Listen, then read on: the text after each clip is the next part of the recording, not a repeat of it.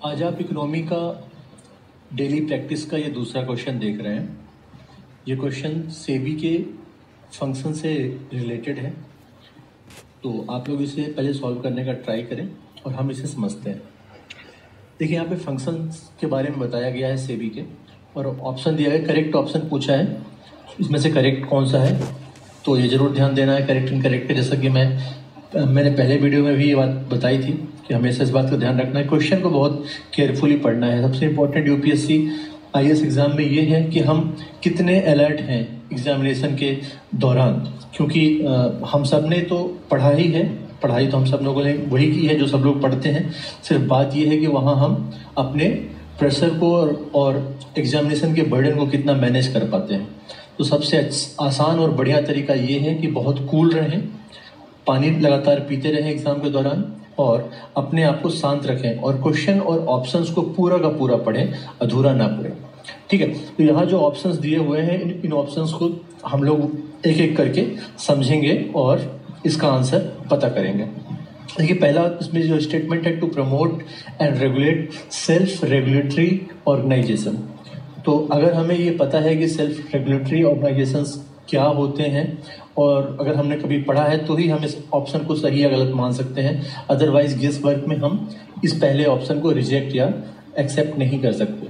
दूसरा है, to overlook the registration and regulation of mutual funds, venture capital funds.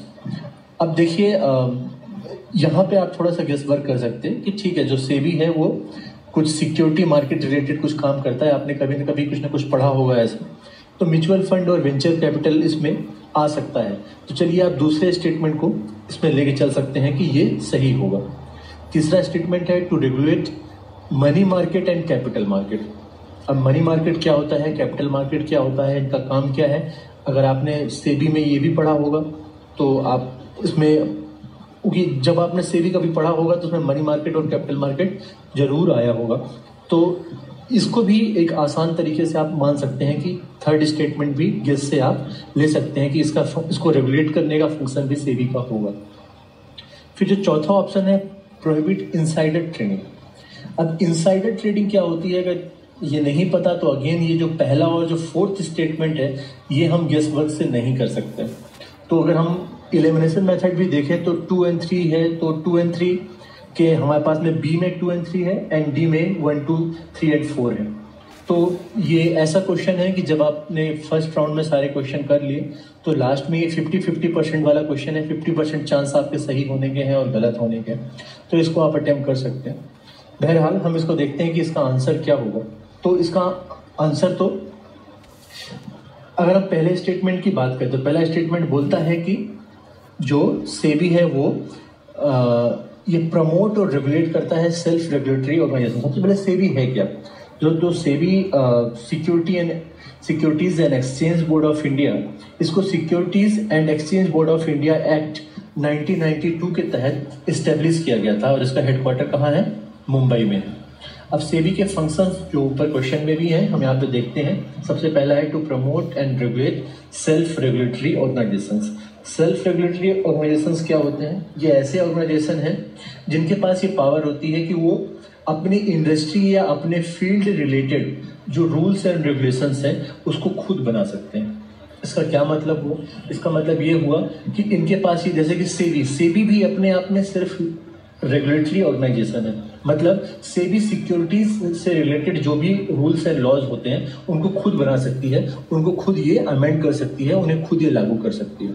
तो इसी तरह से अगर कोई ऐसा ऑर्गेनाइजेशन है जो अपने पर्टिकुलर इंडस्ट्री या सेक्टर रिलेटेड लॉज बना सकता है, जैसे कि फॉर एग्जांपल स्टॉक एक्सचेंज, तो स्टॉक एक्सचेंज जो होते हैं वो स्टॉक एक्सचेंज को सही तरीके से चलाने के लिए, रन करने के लिए वो खुद से रूल्स और रेगुलेशंस बना सकते हैं, इसके लिए वो फ्री होते हैं। तो ऐसे कुछ इकोनॉमिक सेल्फ रेगुलेटरी ऑर्गेनाइजेशंस होते हैं जिनको सेबी रेगुलेट करता है और प्रमोट भी करता है। तो हाँ, पहला स्टेटमेंट सही है, क्योंकि ऐसे जो, जैसे कि स्टॉक एक्सचेंज हो गया, इस तरह के जो एसआरओज होते हैं उनको जो सेबी है वो प्रमोट और रेगुलेट करता है।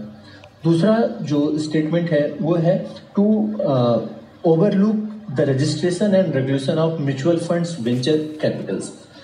तो अब म्यूचुअल फंड क्या होता है? म्यूचुअल फंड हम लोग सिक्योरिटी मार्केट में पढ़ते हैं, फाइनेंस में पढ़ते हैं कि अगर कुछ लोग आपस में मिलके एक कुछ पैसा इकट्ठा करें और उस पैसे को किसी एक पर्टिकुलर मैनेजर को दे दें और उससे बोले कि आप इस हमारे कलेक्टिव पैसे को किसी ऐसे जगह इन्वेस्ट करिए जहां से इसमें से प्रॉफिट निकले, और जो प्रॉफिट निकलेगा उस प्रॉफिट को हम सबके बीच में इस तरह से डिवाइड कर दीजिए जिस हिसाब से हम लोगों ने पैसे में कंट्रीब्यूशन किया होगा, और इसके बदले में आप थोड़ी सी अपनी सर्विस चार्ज भी ले सकते हैं। That's called mutual fund.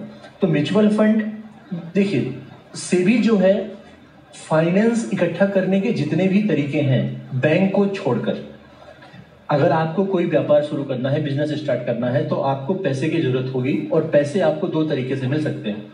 या तो आपको बैंक से डायरेक्टली लोन मिल सकता है, या फिर आपको गैर बैंकिंग फाइनेंशियल सिस्टम जो होता है बैंक के अलावा, जैसे मान लीजिए आपने सोना दिया और बदले में पैसा ले लिया, या कि फिर आपने कोई पॉलिसी खरीद ली, या फिर आपने म्यूचुअल फंड खरीद लिया और उसको बेच दिया, बदले में आपको पैसा मिल गया।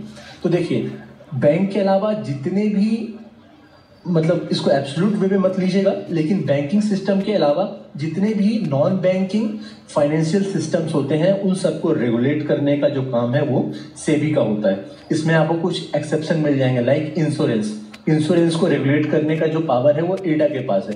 तो ये अलग अलग रेगुलेटरी बॉडीज होती हैं जो अपने अपने फील्ड में रेगुलेट करती हैं, ठीक है। तो यहाँ पे जो म्यूचुअल फंड है वो इस तरह का एक फंड होता है, और जाहिर सी बात है जब इसमें ये इंश्योरेंस का तरीका भी नहीं है और ये बैंकिंग के अंदर भी नहीं आ रहा है, तो ये सेबी इसको रेगुलेट करेगी। इसी तरह से वेंचर कैपिटल फंड क्या होता है? वेंचर कैपिटल फंड क्या होता है कि कुछ बड़े बड़े आप समझिए कि कैपिटलिस्ट हैं या बड़े बिजनेसमैन हैं, उन्होंने एक पर्टिकुलर अमाउंट ऑफ मनी एक जगह पे रखा और उसे केवल इसलिए यूज किया जाएगा कि वो नए नए वेंचर कर सके। वेंचर मतलब क्या होता है? कुछ नए तरह के काम करना, नए तरह के बिजनेस स्टार्ट करना। जैसे मान लीजिए पेटीएम है, जैसे मान लीजिए ओला एंड उबर है, ये एक तरह का वेंचर था, है ना, ये एक तरह का स्टार्टअप था। तो इस तरह के वेंचर जो नए नए होते हैं जिनमें रिस्क होता है पास होने का, फेल होने का भी, इसके लिए अगर कोई अलग से कैपिटल बने तो, या कोई फंड बने जहां से उसके लिए फंडिंग हो, तो उसे बोलते हैं वेंचर कैपिटल फंड। अगेन ये एक तरह से फाइनेंस मिलता है बिजनेस करने के लिए इस तरह के फंड से, इसलिए अगेन ये एक non banking type of financial system है और ये भी सेबी रेगुलेट करता है। तो म्यूचुअल फंड और वेंचर कैपिटल भी आपने समझ लिया इस क्वेश्चन के थ्रू। अगला है to regulate money market and capital market. देखिए, क्वेश्चन तो एक है लेकिन इसके जरिए हम बहुत सारे कॉन्सेप्ट्स और बहुत सारे टर्म्स के बारे में समझ रहे हैं। तो मनी मार्केट और कैपिटल मार्केट क्या होता है? जैसा कि मैंने कहा कि बैंक के अलावा भी आप बहुत तरीके से अपने बिजनेस के लिए या कोई इंडस्ट्री स्टार्ट करने के लिए आप फाइनेंस ले सकते हैं। तो देखिए, उसको लेने के दो तरीके हैं, एक होता है मनी मार्केट, एक होता है कैपिटल मार्केट, सिक्योरिटीज के अंदर भी, फाइनेंस के अंदर। तो अगर हम मनी मार्केट की बात करें तो अगर हम बहुत छोटे शॉर्ट टर्म के लिए फाइनेंस चाहते हैं तो उसके लिए हमें मनी मार्केट में जाना पड़ेगा, और अगर हम लॉन्ग टर्म के लिए 10 साल 20 साल 25 साल के लिए फाइनेंस चाहते हैं या हमें फाइनेंस की जरूरत है तो वो हम कैपिटल मार्केट में करते हैं।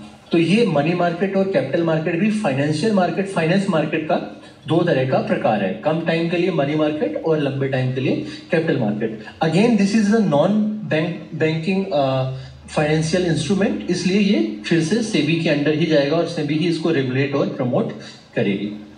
आखिरी जो स्टेटमेंट है वो है कि प्रोहिबिट द इनसाइडर ट्रेडिंग। अब इनसाइडर ट्रेडिंग क्या होता है?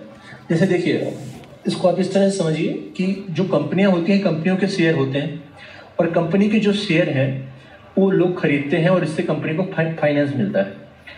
अब कंपनी, जैसे अभी एग्जांपल लीजिए आप कि अभी हाल ही में क्या हुआ कि बहुत सारे ऐसे बैंक थे जो डूबने की कगार में थे, है ना, और इन सभी बैंकों को, जैसे कि एचडीएफसी को भी कुछ दिन पहले फाइनेंशियल प्रॉब्लम हो गई थी। अब ये बात तो हमें पता नहीं था कि इसका भविष्य क्या होने वाला है। जिन लोगों ने एचडीएफसी के शेयर खरीद रखे थे वो सब लोग बाहर जाने लगे, वो सब लोग बिजनेस अपने शेयर बेच कर और कंपनी में जो उनके शेयर थे उनको बेच करके और मार्केट से बाहर जाने लगे। लेकिन किसी को ये पता नहीं था कि आने वाले कुछ टाइम में ही इसको एसबीआई और अदर जो बड़े बड़े बैंक हैं वो इसको फाइनेंस अवेलेबल करवाने वाले हैं। तो अगर किसी एचडीएफसी के एम्प्लॉय को ये पता है कि आज से 2 दिन के बाद एचडीएफसी को बहुत बड़ा एक फाइनेंशियल सेगमेंट मिलने वाला है जिससे कंपनी की वैल्यू एकदम से बढ़ जाएगी। और वो अगर इस खुफिया जानकारी के को इस्तेमाल करके मार्केट में जाके बहुत सारे शेयर खरीद लेता है एचडीएफसी के, और जब एचडीएफसी में वो कैपिटल आएगी बाहर से एसबीआई की और बाकी सब कंपनियों की, और जब एकदम से एचडीएफसी के शेयर में उछाल आएगा तब वो उससे प्रॉफिट कमाएगा। इसे बोलते हैं इनसाइडर ट्रेडिंग। मतलब अंदर बैठा हुआ कोई आदमी जिसे ये पता है कि फ्यूचर में कंपनी के साथ कोई बड़ा नुकसान या कोई बड़ा फायदा होने वाला है, और उसको ध्यान में रखकर अगर वो कंपनी के शेयर मार्केट में खरीदता है और बेचता है तो इसको बोलते हैं इनसाइडर ट्रेडिंग। देखिए, ये तो पार्शियलिटी हुई। जो लोग कंपनी से बाहर हैं, जिन्होंने शेयर खरीदा, उन्हें तो पता नहीं है कंपनी के फ्यूचर के बारे में, तो they are trying their luck. But ये जो इनसाइडर है उसको पता है, तो अगर वो इस तरह से काम करता है तो ये गलत है। और इसीलिए इंडिया में जो इनसाइडर ट्रेडिंग है वो बैन है, इलीगल है, आप नहीं कर सकते हैं। तो इनसाइडर ट्रेडिंग किसी भी कंपनी में ना हो, शेयर मार्केट में ना हो, इसको भी मैनेज करने का, रेगुलेट करने का काम सेबी का होता है। तो ये इस तरह से सेबीज के फंक्शन है। अगले क्वेश्चन के साथ कल फिर मिलेंगे। Thank you. और इस प्रकार से इसका आंसर डी हुआ, सारे ऑप्शन इसके सही हैं।